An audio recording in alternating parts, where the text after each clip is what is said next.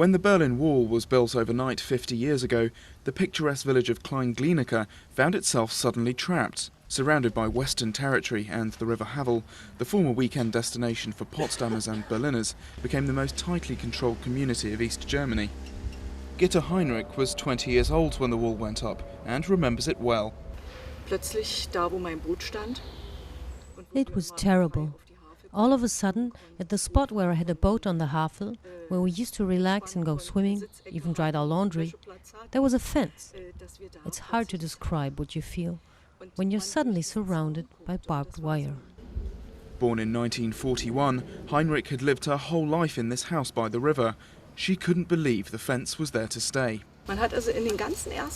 During the first years, we all thought, it cannot stay this way. They cannot do this. They cannot lock up an entire country. The fence not only stayed, but it was soon replaced by a double wall that turned Klein Glienicke into an enclave, nicknamed the appendix of the GDR.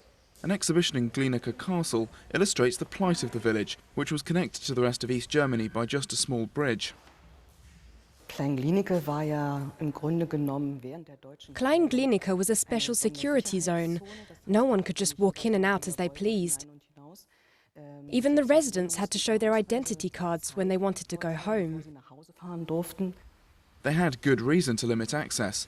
A number of people tried to escape to West Berlin through Klein Glienicke, so much so that soldiers built a model of the village to better patrol the area and forced out residents they thought were acting suspiciously. When the wall finally came down in 1989, many of the 500 residents had been replaced by trusted communists.